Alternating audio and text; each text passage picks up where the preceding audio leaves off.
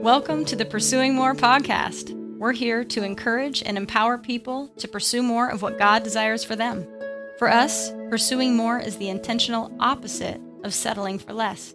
In these podcasts, we're going to bring you stories and testimonies of people who are experiencing more of God and whose lives are being transformed from being complacent, frustrated, stuck, and settling for less, to experiencing hope, growth, change, and pursuing more of that in their lives.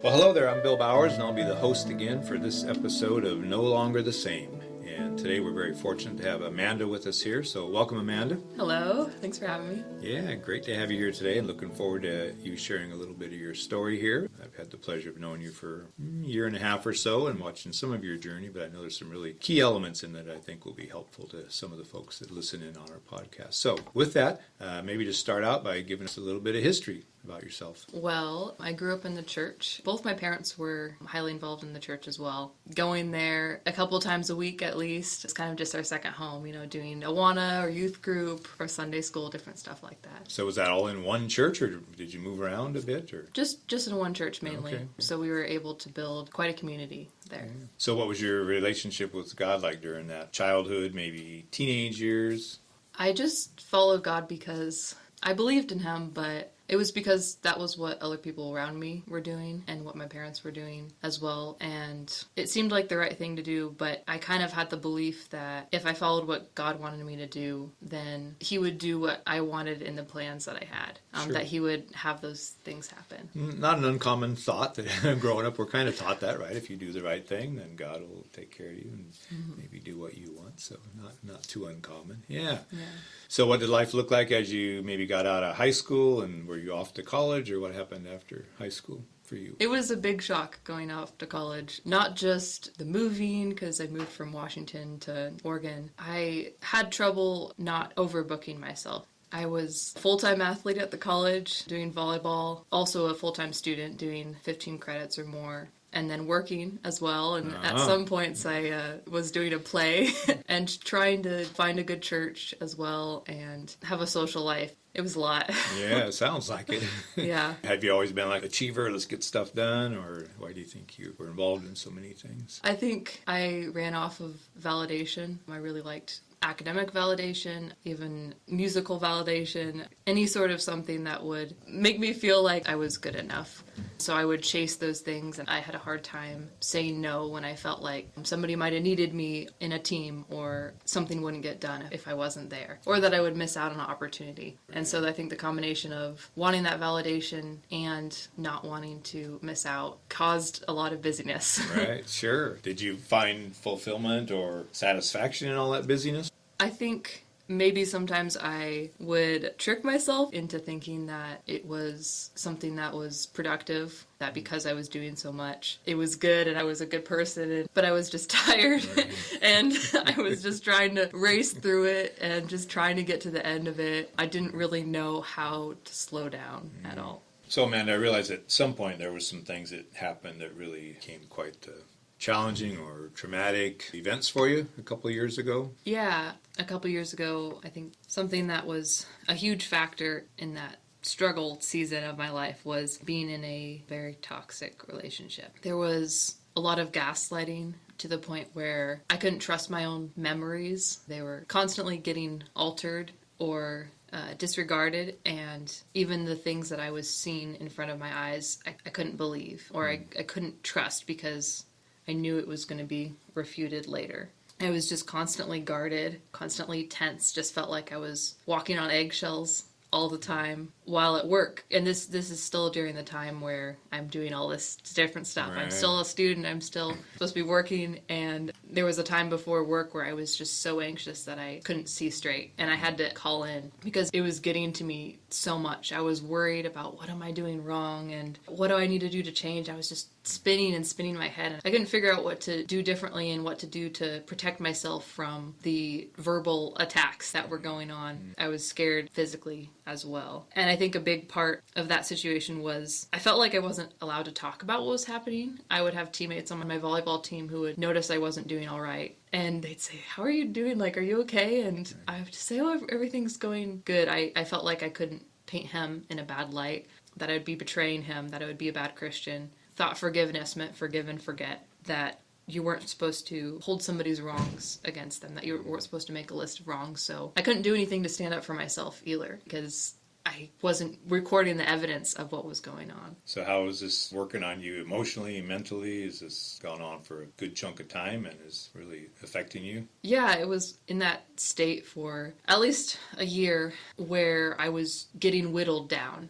And then after leaving was when I kind of started to recover from that. But, you know, they say death by 1,000 cuts. It's just gradually over time wearing down on the sense of who you are, what you believe, who you can trust. I was told I couldn't trust anybody. I was very isolated from any help and threatened that if I did reach out for help, that would be a more unsafe decision than reaching out for it, that bad things would happen. Wow. Are you crying out to God in the midst of this? I was crying out to God in the midst of it. I think he taught me that I can't idolize a person. This person I was in a relationship with, I idolized. I almost thought that what he said was kind of the same as what God was. His voice was directly from God almost, because I trusted him and he seemed to have good judgment. So God taught me that I need to hear his voice from him. I can't hear it from anybody else. It needs to be from God first. That was a huge thing. And because God did get me out of the situation, I knew that God is a rescuer. It felt like I related with the Israelites in Egypt. I was in slavery, I wasn't a slave. Yeah. And then I was free. Even being out of that freedom, I struggled with the same thing that the Israelites did. It's like, oh, but at least I had this. At least, at least I had food and water. At least I knew what I was getting into every day. I was oppressed, but at least it was the same oppression every day. Yeah, it's a known factor. You know what's coming, and so you can deal with it. But then once I got back, it was like wandering around the desert, just me and God, and God provided all the time, but I related with the Israelites quite a bit. So help me out with how, let's say, the condition you came back in and the condition you're in now. What did that different. What did that process look like, though? Like I said, I was just a shell. I was empty. I was just trying to survive. I didn't know who I was. I didn't know how to get through the day. I was just getting hit by memories of things that had happened, things that were said about me, things that I had accepted as beliefs about myself. I just really needed to take time to get to know this God who had rescued me. I knew that I made the right decision in following him. It felt more like when I had left Oregon, it felt more like running towards God than running away from where I was. So during that time, I was in a lot of recovery groups. One of those being CR, Celebrate Recovery, which is just fantastic. A lot of time for processing. I had months where I would just spend the whole day just trying to figure out what happened to my life and how I got to that point. It was still that sense of just surviving. I was just trying to get through the day. I was just trying to be okay. That's where I was at. I was using all these tools to just kind of cope. All these different recovery things, and the people God had placed in my life. Not that people are tools, but they're tools in God's hand, I guess. There you go, that's right. And I was playing drums at that time, and that was like a huge way to just kind of cope and get through things as well. So it kind of sounds like you say, survival is the goal, coping is the goal. Yes. And you succeed at that, which is a lot better than not succeeding at that. Yeah. But at the end of the day, that's not a very lofty goal, and probably not all that God has for you. Are there some things that helped you move beyond that and start believing for more? And I was starting to understand that he wanted to be around me. He wanted to get to know me, and that wasn't like just his job as a God of the universe. Like, he wasn't just like, oh, yes, I checked in with Amanda today. She seems to be doing all right. Like, he actually cares. And so getting to know that and having different relationships in my life kind of like changed. Like, I had a lot of friends in the past year that have just kind of left. So I've had to rely more on God as a friend. Or even now that I'm not living with my parents, relying on God as a father. So just learning those different aspects of who God is rather than just the maybe counselor side of God. So what's life like now? I mean, the last few months, it seems like something changing here, and your countenance and your joy and happiness. And so what's going on the inside there? What's God doing in there? Oh my goodness, it's awesome.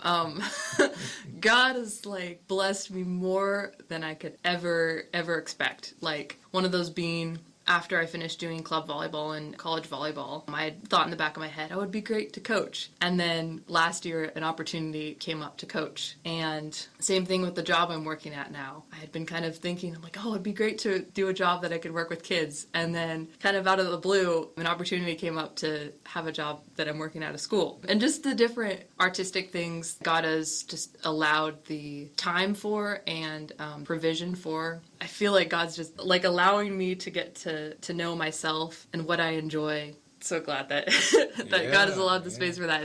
It's fun. And I hear a lot of freedom in your voice. Like I hear, Yeah. I think like there's a freedom. You're like free to enjoy all that God has given you. And I think part of it's like the things that have been huge blessings and that have been surprises have not been things that I've had any control over myself. They're things that are completely God. So how would you describe your relationship with God now? I guess the word I'm thinking of is I'm just less hesitant. I'm more trusting of that God does have a plan in something. And that if I just obey what he's saying, then incredible things are going to happen. Yeah. Well, when you look at what God's done over the last couple of years, it's not hard to believe that he's going to continue helping you grow in that intimate, dependent relationship with him and that increased freedom and joy in your own life being who he's called you to be. So what would you say to someone out there who maybe is where you were a year ago and kind of wrestling with some of those things and the doubts and those kind of things coming on them? How would you encourage them? I would just tell them that it's not forever. If we are getting told ulterior voices about who God is and that he doesn't love you and that you can do something that would take that love away or that would just make him want nothing to do with you, it's not true. You need to hear something that says it's from God's voice. You need to hear it from God's voice, not from somebody else. And we have to remember who our God is, that he's a loving Father and Creator, and he desires the best for his kids, just like we would desire the best for our kids. Yeah. Amen. Well, thanks again for sharing with us today, and look forward to seeing what God's going to do in the days ahead as you maybe out of Egypt and into the Promised Land, right? Yeah. Well, I feel like I'm in the Promised Land right now. Oh, my goodness. It's fantastic. Well, thank you, Bill. Thank you for letting me just chat a bit. I'm glad to do it, and like I said, we look forward to hearing what happens in the days ahead. So thanks again. Thank you. Thank you for listening to the Pursuing More podcast. We hope you've been encouraged through this episode, and if you're curious about other resources that Pursuing More offers, you can find it at pursuingmore-nw.com.